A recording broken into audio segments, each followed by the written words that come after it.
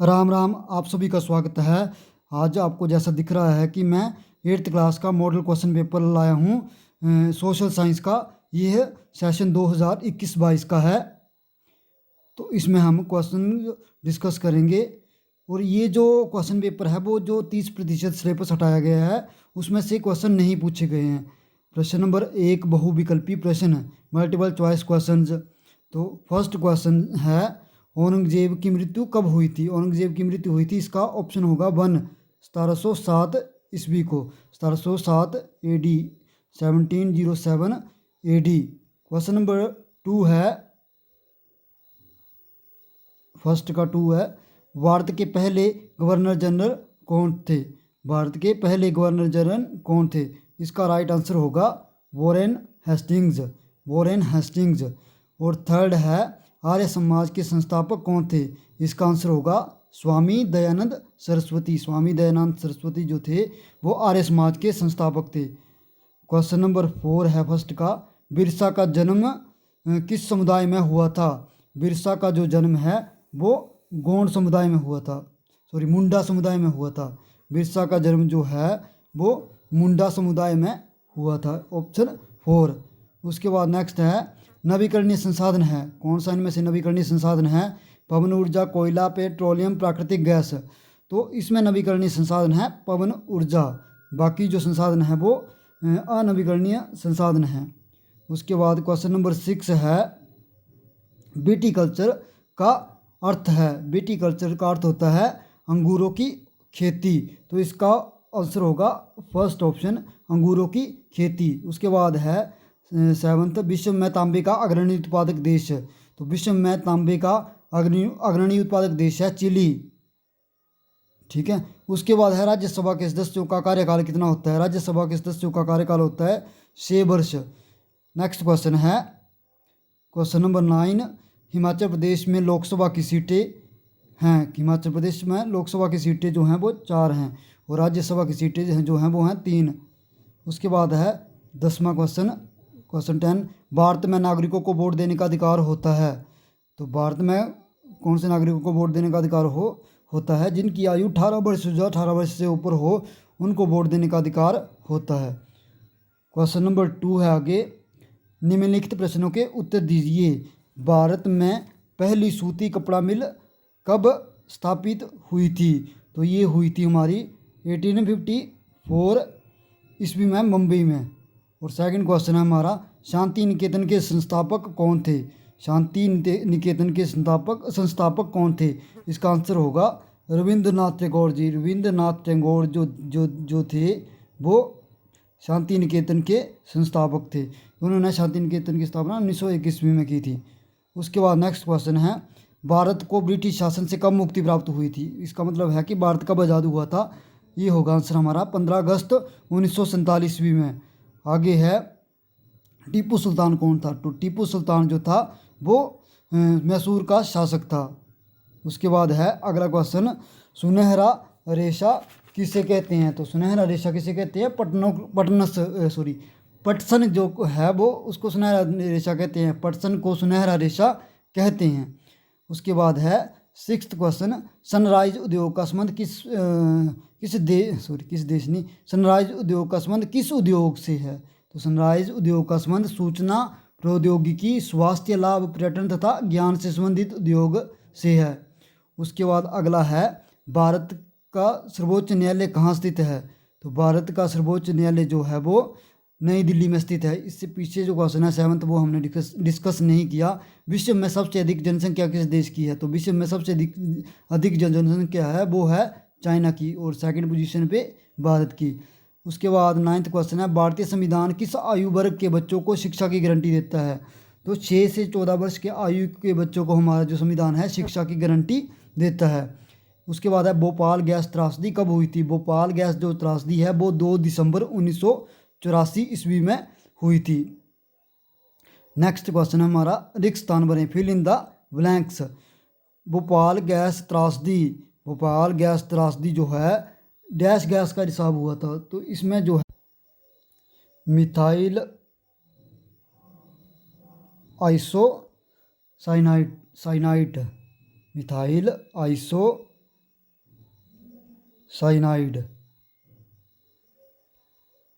Methyl isocyanide gas का रिसाव हुआ था। भारत की 2/3 जनसंख्या डैश पर निर्भर है, तो किसके ऊपर निर्भर है? कृषि के ऊपर निर्भर है। भारत के वर्तमान राष्ट्रपति हैं रामनाथ कोविंद हैं। टीपू की तलवार किससे बनी हुई थी? बुर्ज स्टील से। किससे बनी हुई थी?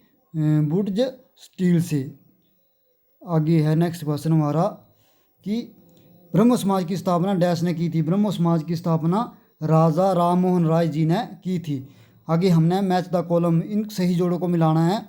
यूनियन कार्बाइड, तो यूनियन कार्बाइड हमने पीछे भी पढ़ा था कि गैस का रिसाव हुआ था, तो इसको हम करेंगे मिलान किसके साथ?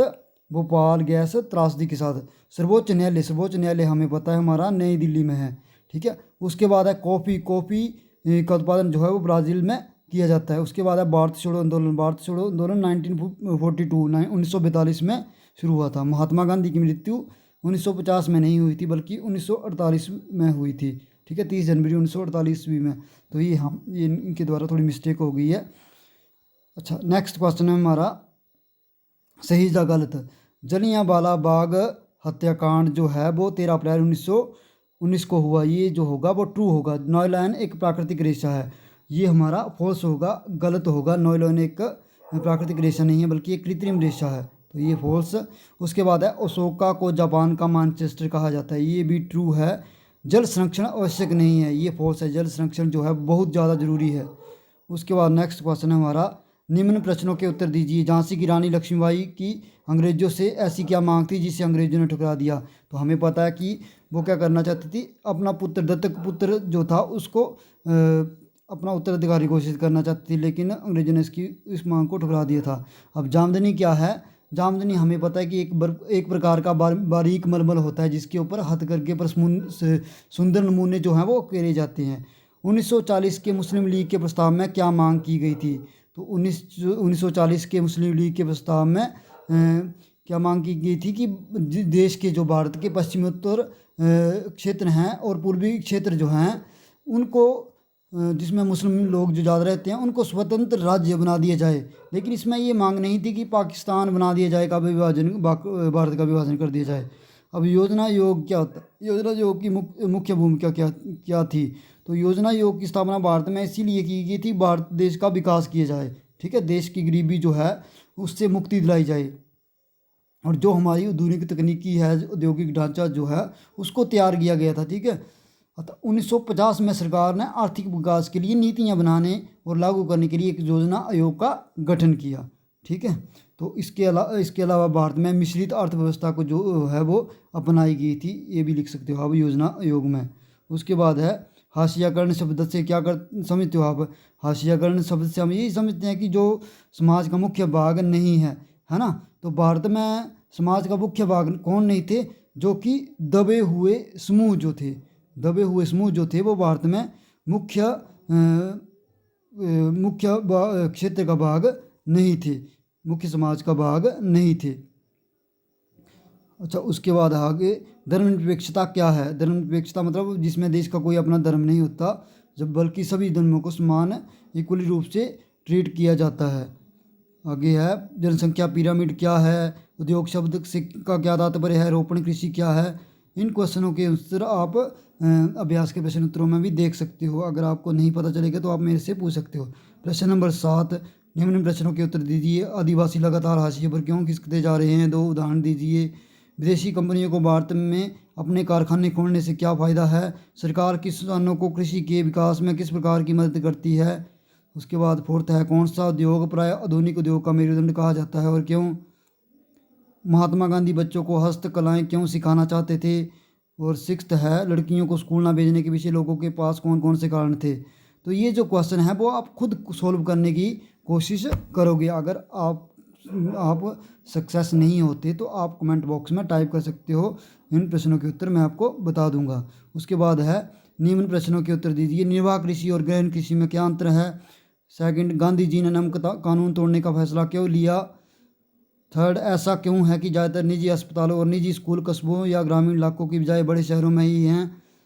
4th, कपास उद्योग मुंबई में तेज़ी से क्यों विकसित हुआ? प्रश्न नंबर 9, निम्न प्रश्नों के उत्तर दें। 19वीं सदी में भारतीय लौह प्रगलन उद्योग का पतन क्यों हुआ? 1937 से 47 उन घटनाओं पर चर्चा करें जिनके फलस्वरूप पाकिस्तान का जन्म हुआ। सेकंड है, किसी लोकतांत्रिक देश को संविधान की जरूरत क्यों पड़ती है? या क्या आप इस बात से सहमत हैं कि आर्थिक हाशियाकरण और सामाजिक हाशियाकरण आपस में जुड़े हुए हैं? तो इन प्रश्न उत्तरों को आपने खुद सॉल्व करने की कोशिश करनी है। अगर आपको मुश्किल आएगी तो आप मुझे कमेंट बॉक्स में बता सकते हैं, मैं आपकी मुश्किलों का निपटारा करूंगा। आगे है भाग ग, मानचित्र करना है हमने। निम्नलिखित को भारत के रेखा मानचित्र में भरें। दिल्ली, हिमाचल प्रदेश, गंगा नदी, इनको मैं आपको मानचित्र पे भर के बताऊंगा आगे। उसके बाद है ख, निम्नलिखित को विश्व के रेखा मानचित्र में भरें। हिंद महासागर, ऑस्ट्रेलिया, नेपाल, इसको हमने भारत के विश्व के मानचित्र पर भरना है। भारत के मानचित्र पर दिल्ली, हिमाचल प्रदेश और गंगा नदी को दर्शाएंगे। आप सभी ध्यान से देखोगे तो ये है हमारा हिमाचल प्रदेश, ये है हमारा हिमाचल प्रदेश, ये मैंने लिखा भी है। और ये है हमारी दिल्ली, ये हमारी दिल्ली। उसके बाद ये है हमारी गंगा नदी, ये वाली जो नदी है वो है हमारी गंगा नदी। तो आप इसको ड्रॉ कर सकते हो, ठीक है। तो इन भारत का मैप जो है वो आपको समझ में आ गया होगा। उसके बाद है विश्व का मैप। विश्व के मानचित्र में हम हिंद महासागर, ऑस्ट्रेलिया और नेपाल को दर्शाएंगे, ठीक है। तो हिंद महासागर आपको पता है कि भारत के ये जो भारत है, भारत के नीचे है हिंद महासागर, भारत के नीचे ही हिंद महासागर मैंने लिखा भी हुआ है। और ये है भारत के साथ ऊपर नेपाल, भारत के साथ ऊपर नेपाल। उसके अलावा ये है हमारा ये वाला जो एरिया है, ये है हमारा ऑस्ट्रेलिया। ऑस्ट्रेलिया एक कॉन्टिनेंट भी है। तो इसमें हमने मैप के बारे में भी देख लिया। अच्छा है कि आपको मैप भी ढंग से समझ आ गया होगा। और जो मैंने क्वेश्चन पेपर डिस्कस किया है वो भी आपको ध्यान से समझ आ गया होगा। अगर आपको कोई मुश्किल आएगी तो आप मुझे बता सकते हो। Thank you.